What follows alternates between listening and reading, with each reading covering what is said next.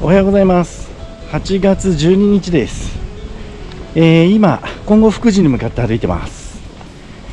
昨日ちょっと参拝間に合わなかったので、本来だったらこのまま内戻しで行ってもいいんですけど、今日は同じ道で戻らないで土佐市街の方を通って、安宿の方に向かうので、宿にザックを置いて参拝だけ行こうと思います。足摺岬まだあと700メートル、こんな感じで。改めましておはようございます。センドラです。今日は昨日と打って変わっていい天気です。朝から暑いですね。万次郎の足湯です。今回はタイミングが合わなくて寄れませんでしたけど、無料なので次はぜひ寄ってみたいですね。お大師様がいらっしゃいました。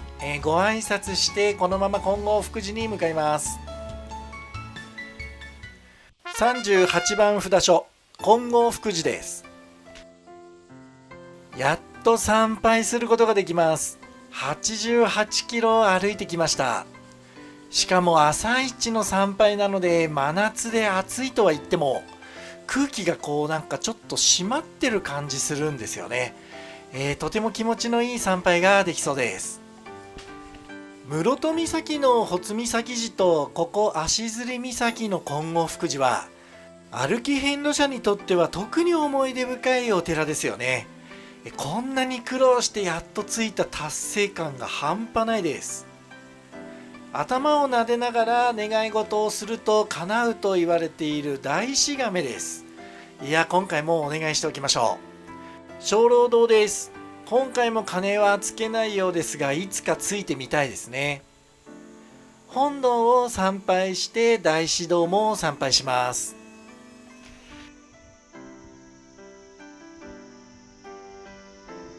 久々に農協員を押すところを撮らせていただきました。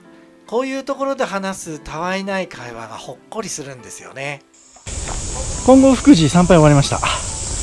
よくよく考えてみたら、前の岩本寺の参拝したのが5月だったので、3ヶ月ぶりの参拝になりました。いやー、やっぱり金剛福寺はすごく感慨深いお寺ですよね。これだけ苦労してね、やっとたどり着いたお寺なんで、いいお寺でした。それでは今日はこれから安宿の方に、下の階の方に向かって歩いていきます。一度宿に戻って荷物を引き上げます。今日金剛福寺を朝参拝するので、そのまま来た道を戻る内戻しルートを行こうかなとも思ったんですが、せっかくなので当初の予定通り土佐清水市街を抜けるルートで内戻ししようと思います。海水の色がパックリと分かれてます。あそこに何があるんでしょうか。遍路小屋第20号足摺です。ここで休憩しがてら鬼ヤンマを装着しようと思います。今回まだつけてなかったのを思い出してね、山道ではないんですが装着してみます。ザックと胸元に鬼ヤンマくん装着してみました。効果はあるんでしょうか。ちょっと試してみます。民宿田村さん、昨日泊まったんですが、宿はね、いわゆるザ民宿っていう感じです。特段綺麗でもないけど不潔な感じもないし、宿としては普通の民宿なんですが、料理美味しいしね、なんといってもオーナーのご夫婦、素晴らしい人柄ですよね。ファンが多いのはよく理解できます。食事が美味しい上にお接待で今日のお昼のおにぎり弁当を、お接待していただきました。しかもそれ巾着に入ってるんだけど、その巾着はオーナーのお母さんの着物を使って、お母さんが手作りした巾着らしくてね、非常に心のこもった袋なんですよね。コンビニの袋とかじゃなくて。いや、ほんとね、素晴らしいお宿でした。また泊まってみたいですね。海水の色がパックリ分かれてるの気になりますよね。潮の流れなのかな、海底の地形なんでしょうか。しばらく歩いたら県道から一度離れます。この先には雪樹庵っていう遍路休憩所があるようです。もしやってれば寄ってみようと思います。足摺サニーサイドホテルです。ここからの景色は素晴らしいみたいなんですよね。温泉もあるようなので、いずれ泊まってみたいお宿の一つです。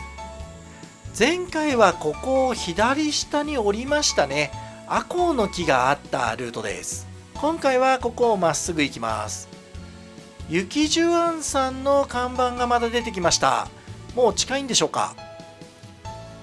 向こうに県道が見えます。あっちまっすぐ歩いてもいいんでしょうけどね。やっぱりこういう道歩いた方がお遍路っぽくてとても気持ちがいいです。やっぱり海が気になります。アコウの大木を見て歩くルートを上がってくると、ここに確か出てくるんですよね。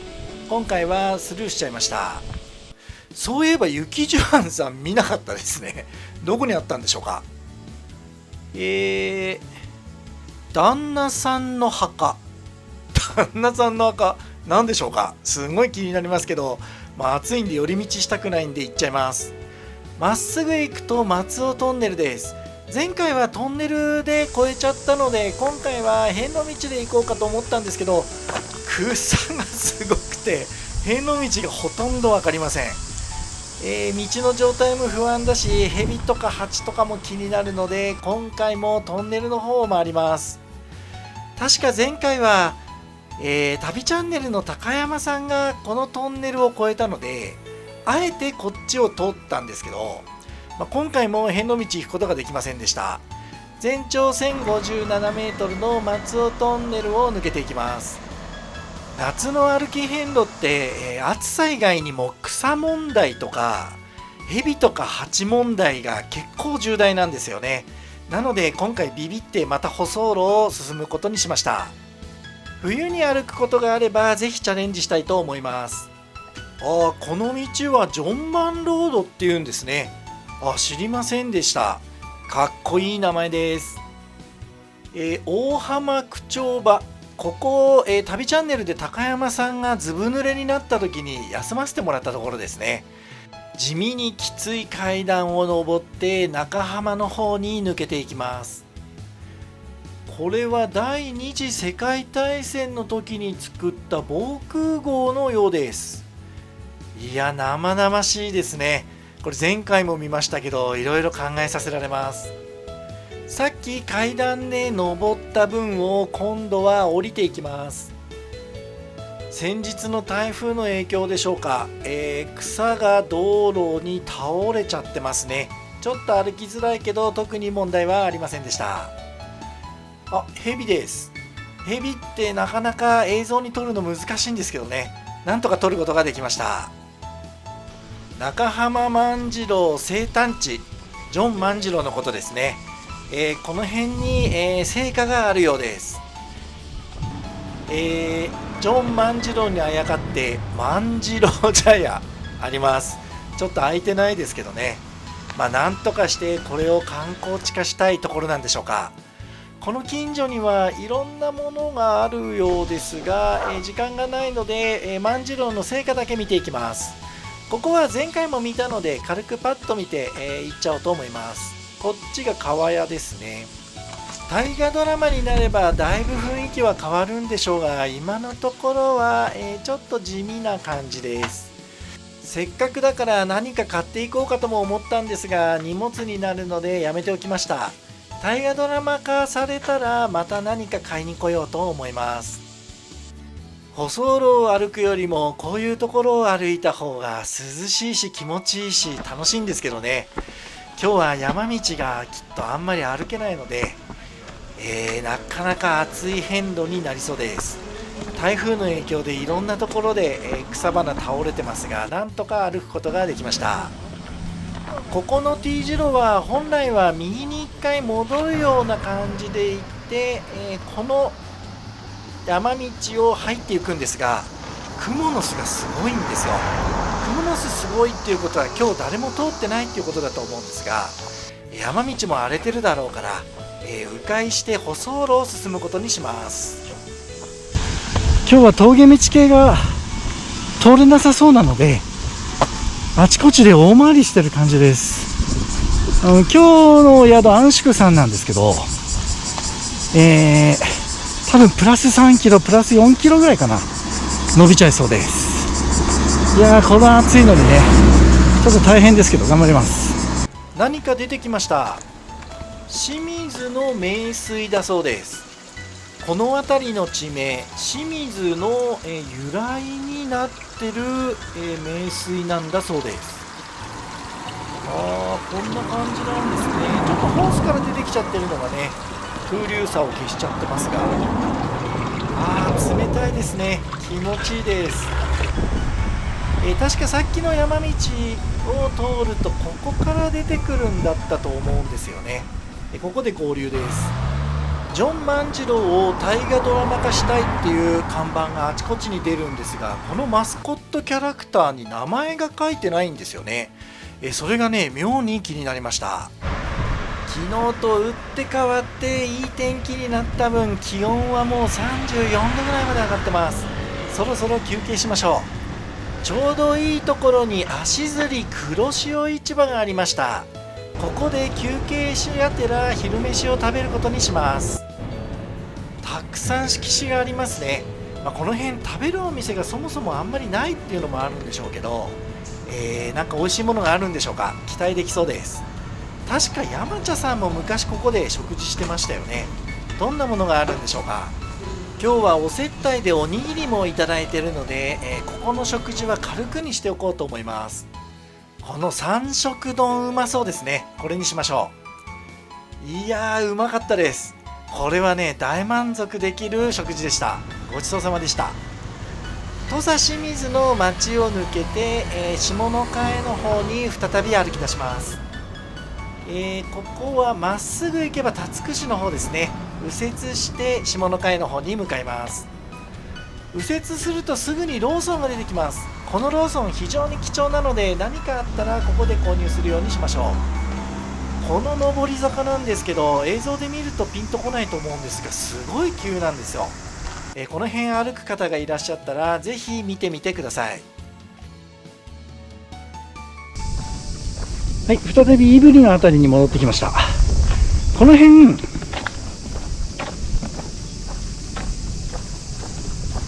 昨日通ったよね。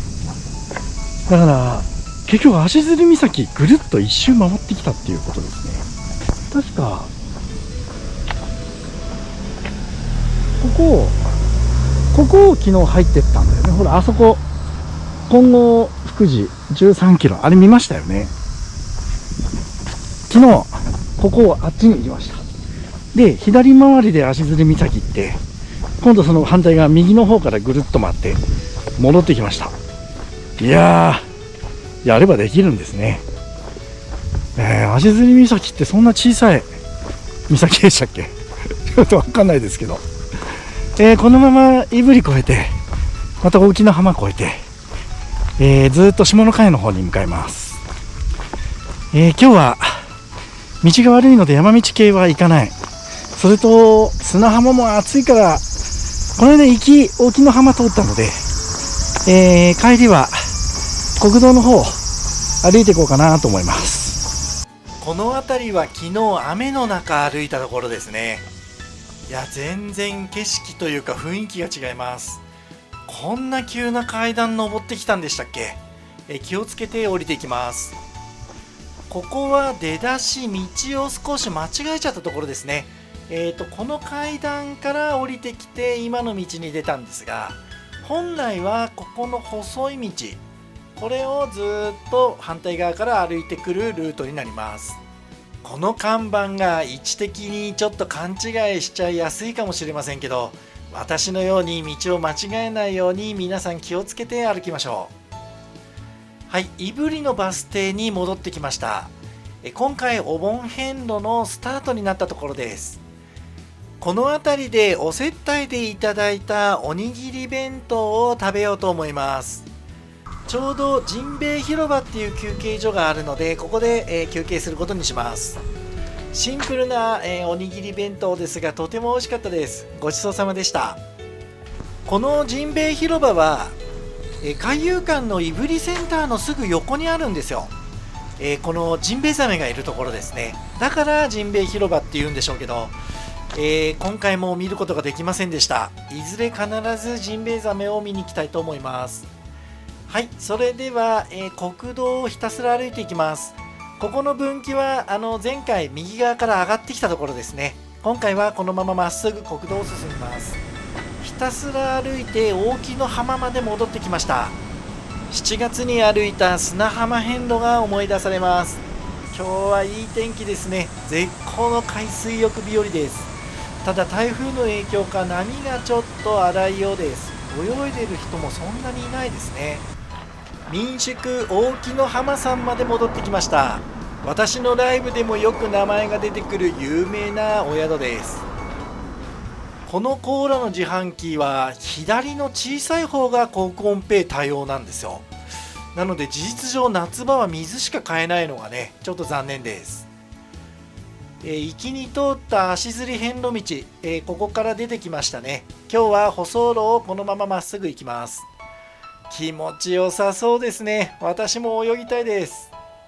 はい、民宿いさりびさんの前を通過します。この時間だとまだ宿にチェックインする人もいないのか、ちょっとのんびりした雰囲気が出てます。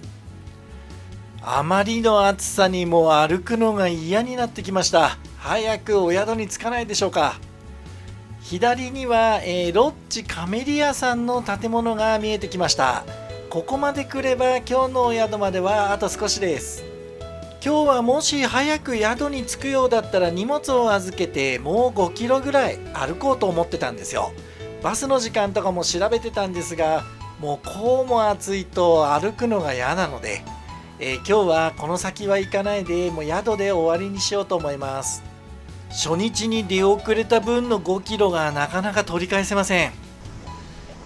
本日のお宿は民宿安宿さんです。やっと到着しました。